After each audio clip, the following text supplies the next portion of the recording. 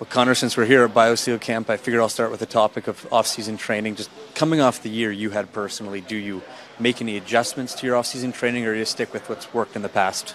Well, you can always change things, and but for me, I've kind of stuck with what I've done in the past few summers, and that's training with Gary and coming to the BioSteel Camp. And I'm very lucky to be surrounded by some great hockey minds and some great training minds, and so I think.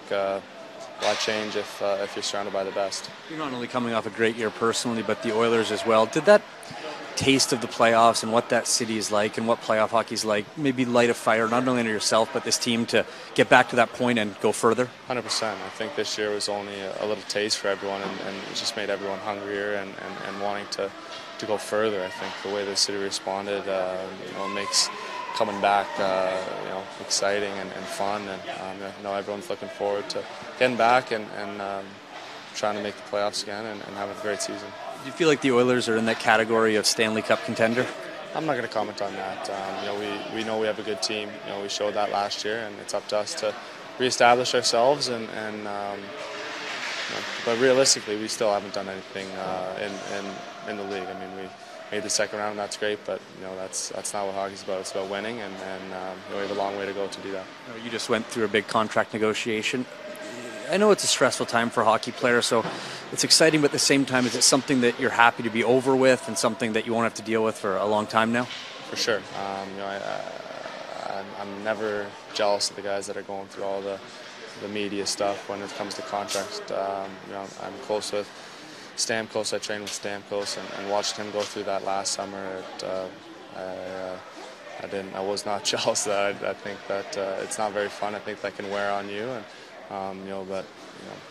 so I'm happy that I don't have to deal with that. Was there also some relief to see a guy like Leon Draisaitl get locked up for 8 years, knowing that it seems like the core of the team is now locked up for a good extended time? For sure, it's so exciting that he's back and he's there for 8 years, and I get to play with him for a long time, and we get to work together towards something great. When you first came to Edmonton, it seemed like it was almost a team in flux. New coach, new GM, still some moves to be made.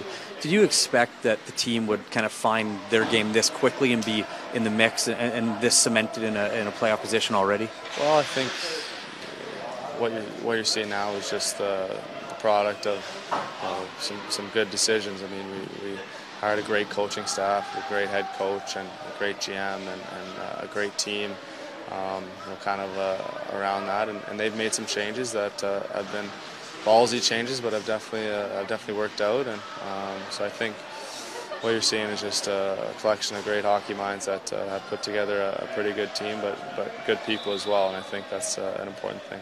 Finally, I'm just going to hit you with a few rapid-fire questions, maybe a little off-topic, and have a little bit of fun. So if Connor McDavid has a day off from the gym, a day off from the diet, what's the best cheat meal? What's your go-to? I love Italian food, so any pizza or pasta. I love pasta, although carbs don't agree with me too well. I love that. Least favorite off-season exercise? I'm sure Matt Nicholas put you through a few already. Anything to do with running. I know it's good for me, and I do it, but I hate running. I hate doing long sprints or long distance run or anything to do with running. I hate it.